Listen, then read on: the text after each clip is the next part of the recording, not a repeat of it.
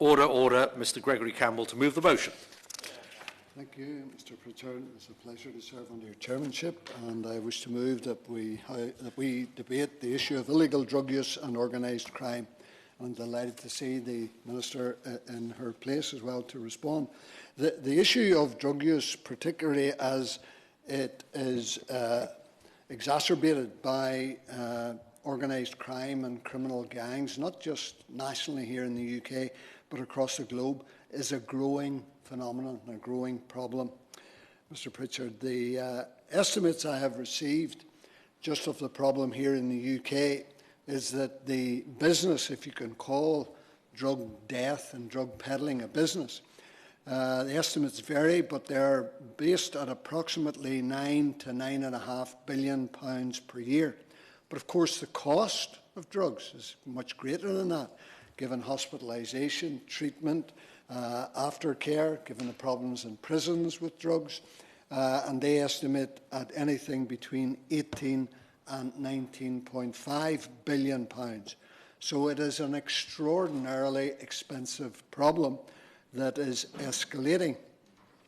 Just in Northern Ireland alone, drug-related deaths have increased by almost 100% between 2012 and 2020. Similar increases are reported in England, Wales and Scotland. And of course, we know the issue of drugs in Scotland is particularly acute, and issues have been raised there, but I'll not dwell too much on how they are treated. Yes, well. Mr. Chairman, can I commend my honourable friend and colleague for East London Derry for bringing this matter forward?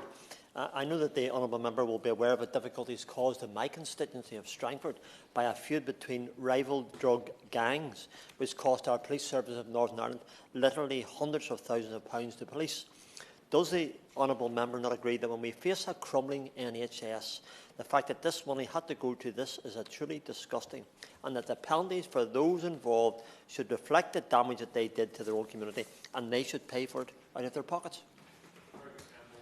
I thank my honourable friend for that intervention, and yes, in Northern Ireland the issue that he has raised is well known and unfortunately is replicated elsewhere. And there were particularly acute problems there for a considerable period of time. Again, organised criminal gangs peddling and distributing drugs, and often using young people to enhance their distribution methods. So even internationally, I've noticed, I'd bid for this debate now for some time, Mr. Pritchard, and I've noticed and kept account of some of the national newspaper coverage.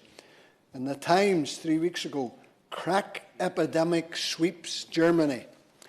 In the Daily Telegraph, narco gangs hold sway in the Med. So those are just two headlines, and they really indicate to the readership and to the wider public of the growing problem that there is across the Western world, particularly the developed world, regarding how gangs are able to influence society, not for the good, but in order to peddle death and destruction in the wake of their drug trade. For example, Ecuador has been in the news recently, and drug cartels there in recent months causing mayhem and destruction. Venezuela and drug gangs there. Honduras, Guatemala, Trinidad and Tobago all have suffered problems. The issue, I suppose, crystallised in the UK in recent times, in that last September, Mr. Pritchard, there was a huge haul seized off the coast of the Republic of Ireland. And the haul was so big, the ship was almost sinking. 150 million euros worth of illegal drugs were seized. Now, they weren't destined purely for the Irish Republic. The market for drugs in the Irish Republic would not have been 150 million euros on one trip, but they were destined for all of these islands and possibly further into Europe. And there was an even bigger haul in the port of Philadelphia some 5 years ago, when $1 billion worth of illegal drugs were seized in the port. So the reason I mention those two particular hauls, Mr. Pritchard, is that we all know that the reality of the 21st century is that for every haul that is discovered, there are other routes, there are other consignments that get through for distribution.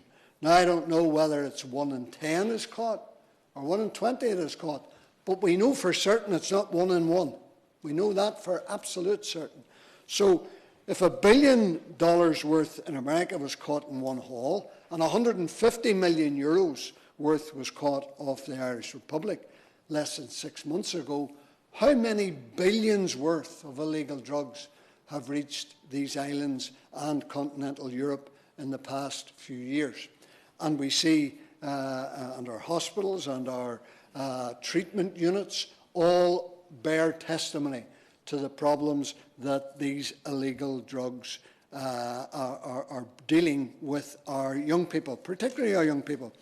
Although the interesting facet about the drug deaths issue, Mr. Pritchard, is that, in fact, while young people predominantly are those who begin peddling in drugs and experimenting with drugs, it is an older age range that tends to suffer death from them, the 40 to 50 age group, where people are dying as a result of drug-related problems.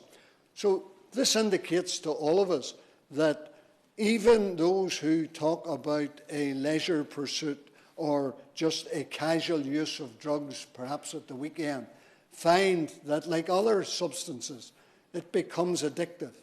It becomes greater used in a weekday setting, in a evening setting, as opposed to a Friday or Saturday night casual event, whether out at a social event or at home.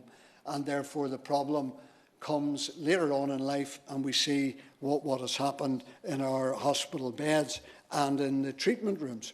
So my plea and my reason for raising the issue, Mr. Pritchard, is that hopefully the Minister will be able to give us a reassurance that not just nationally, but her colleagues in the Cabinet internationally will ensure that this issue is brought to the attention of the authorities that can do something at the point of departure, whether it's in Central America or whether it's Eastern Europe, where there are hotspots, to try and curtail the drugs being dispatched in the first place.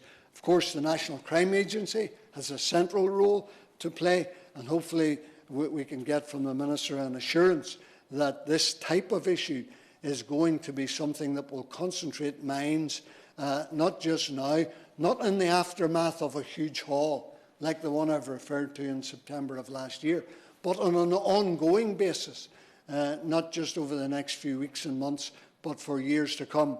Because, yes, I'll give it. Again, can I thank my friend, honourable friend and colleague for giving way. When we look at organised crime, Mr. Chairman and Minister, and we realise the money that they create by their illegal activities over the years, I'm always minded of the best way of dealing with criminals and with those involved in crime gangs. And does the honourable gentleman agree that if you want to hurt the criminal, you hurt him in his pocket, you do the Al Capone trick, you put him away where it hurts, and that's when and tax evasion and money laundering and monies that they shouldn't have. I thank my honourable friend again for that intervention, and indeed in Northern Ireland the Paramilitary Crime Task Force and the Organised Crime Task Force would be bodies that should be concentrating on this issue, and I know they have had some success in recent years, but I think there needs to be an increase and an escalation of awareness amongst the relevant statutory authorities to the increasing nature of the problem, because sometimes we hear people on television, on the radio, simply talking about drug use as if it's a casual drug use and isn't really addictive. And there may well be a few people that fall into that category who might think that it's simply a casual usage on a night out or a social evening. But as the problem escalates, and as I said earlier, once 10 or 12 or 15 years elapses with constant use, the addiction gets worse and worse and often ends up in hospitalisation or in addiction treatment units, if they have such. And in some areas, they are crying out and yearning for addiction treatment units because of the increasing nature of the problem. So I trust in this short debate, I'll give way. Thank the honourable member for giving way, and thank him for raising this very important issue. Unfortunately, all our constituencies are impacted on a daily basis by those who peddle illegal drugs, and I've no time for them. They ruin lives and they ruin communities, and they should be dealt with by the full force of the law. And therefore, would my honourable friend agree with me that in Northern Ireland we face a particular difficulty in that our police resourcing and recruitment levels are at an all-time low? And I trust that in the Minister's response she will make reference to the fact that we are running at a major deficit within our police force, and there is a need for this government to step up with regards to police recruitment so that we can get a hold on this problem. Gregory Campbell. I thank my honourable friend for that intervention, and I'm glad she got to her feet then. I was just about to come to the adequacy or the inadequacy of certain police resources in Northern Ireland, and that is an accurate assessment that she has made. We need to have an increased police presence. The other issue that I want to conclude with, Mr. Pritchard, is there is again an increasing concern that as these drug cartels and gangs become more sophisticated, they look at ways of ensuring that their resources can be channeled into other semi-legitimate businesses. And we all know in our constituencies there are types of businesses that are cash dependent, and I'm a great supporter on retention of the use of cash, but they use cash in order to launder their ill-gotten gains. And that needs to be concentrated upon as well. And whenever new businesses spring up and get marvellous state-of-the-art items in the business, and the questionable source of the funds has to be looked at and examined. And if it is as questionable as on some occasions it appears to be, then the full rigour of the law has to be pursued in order to bring those people to justice. So I hope, in conclusion, Mr. Pritchard, the Minister can respond positively, giving the community, not just members here in Westminster Hall, but the wider community, an assurance that the authorities, whether it is the NCA or more localised in Northern Ireland, that there is going to be a greater awareness and hopefully greater diligence in pursuing these individuals and the organised gangs and raising it on a national and international level to try and ensure there is a restriction on the flow from the source of the distribution methods in the first instance. Thank you. The question is that this House has considered the matter of illegal drug use and organised crime. Minister. Thank you, Mr. Pritchard. And may I say, at first, what a pleasure it is to be speaking under your chairmanship, I think, for the first time. I'm very grateful to the Honourable Member for East Londonderry for securing this debate, and to the others who have participated. These, as we have heard, are really serious issues that affect many people across the United Kingdom. He's quite right to say that drugs go really to the heart of every serious social issue that we face, whether that's family breakdown, whether that's enticing and entrapping young people into lives of crime, whether that's in fact fueling crime itself, but simply ruining lives. The impact is felt not just by those who are directly involved, but also by the neighbourhoods where drug dealers operate. It's a trade that is driven by organised crime's relentless pursuit of money, seeking the maximum profit for minimum risk. And we know that the tactics that the gangs are using are evolving, and so must our response. As everybody who contributed to this debate will be aware, in Northern Ireland, crime and policing is the responsibility of the Executive, which in 2021 published an organised crime strategy for Northern Ireland. But of course this issue is cross-jurisdictional and we must work closely together. The example that the Honourable Member gave of the hall that was seized, the €150 million hall that was seized, quite possibly designed for elsewhere in the United Kingdom or wider, is a very good illustration of that point. I will briefly explain the steps that the government is taking to tackle the UK-wide illicit drugs trade and to disrupt the organised crime groups behind it. Well, excuse me, Porter, sorry, Minister. Could members make sure that all electronic devices are off? Thank you. And if they can't do that, they'll have to leave, I'm afraid. Minister. In 2021, we also published our own 10-year drug strategy, setting out how we are stepping up our response to all stages of the supply chain. And I'd briefly like to summarise the first 5 elements of this because they're the most directly relevant to the issues raised in the debate. The first is by restricting upstream flow, working with both Border Force and the National Crime Agency to tackle drug trafficking upstream to prevent the highest harm drugs reaching our shores. We've invested in a network of law enforcement officers who are posted to key source and transit countries of which we are already aware. The second point is securing the border, which we've done by working with partners to develop innovative intelligence-led approaches which ensure we keep pace with criminals and particularly the routes and the methods that they use. The third is targeting the middle market. Part of this will be bearing down on those organised crime groups who are involved in wholesaling and distributing drugs across the United Kingdom. And the fourth element is going after the money, disrupting drug gang operations and seizing their cash. And of course, we are cognizant of the fact that a seller of drugs, illegal drugs, no longer has to be physically present. So a user in Northern Ireland can now order drugs online from anywhere in the world. And that is why the sale of illegal drugs is a priority harm that's listed in the Online Safety Act. And the Act will introduce measures requiring platforms to identify and remove content relating to the sale of drugs online.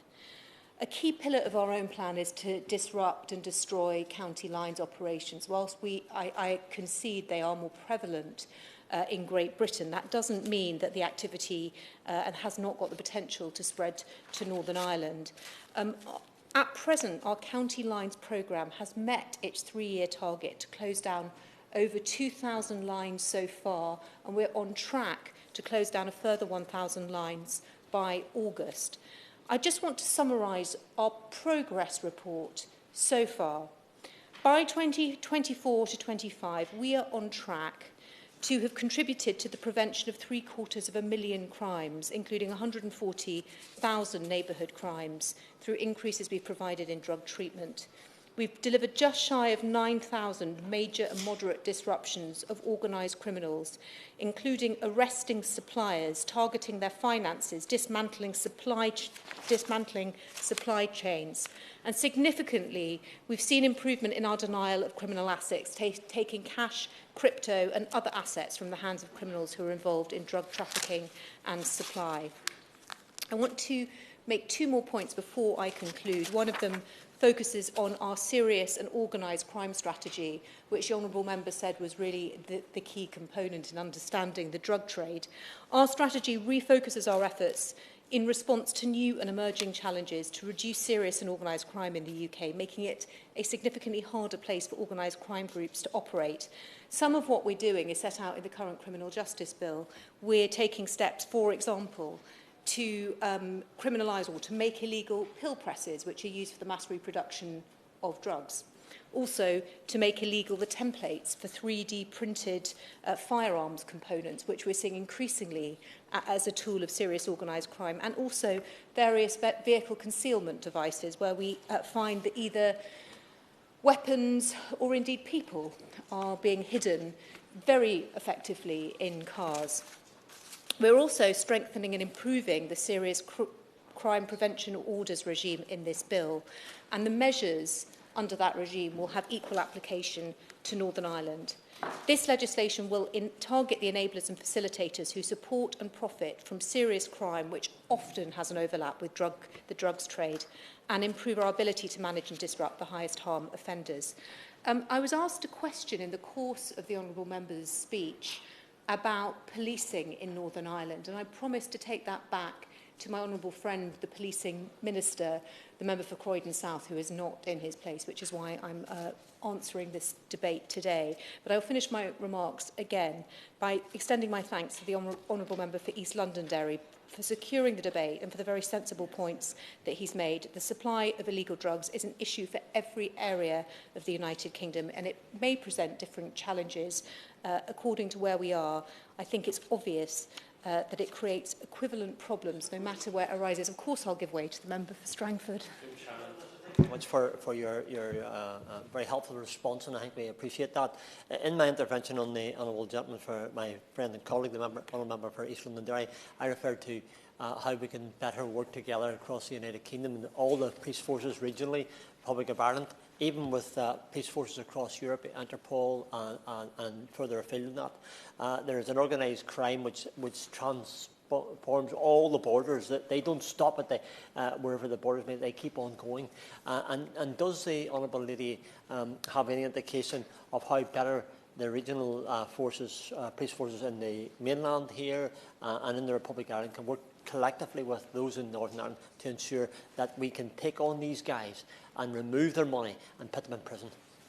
Minister. Well, I thank the honourable member for his intervention. I just want to reassure him, actually, that there has been some discussion about a Home Office trip to Northern Ireland to talk about exactly this, about how we can improve the cross-communications. It's still at quite an early stage, but that is something we're really interested in doing for exactly the reasons that he outlines. Concerted action is obviously needed to turn the tide on this. And that is what the government is aiming to achieve through our strategies. I promise to take the sensible and helpful points that have been made back to the Policing Minister, and hopefully we can continue our work collaboratively on this issue. The question is that this House has considered the matter of illegal drug use and organised crime. As many of the opinions say, aye. The contrary, no. I think the ayes have it. The ayes have it. Order, order. I will suspend the sitting until 4:30. Have a good afternoon.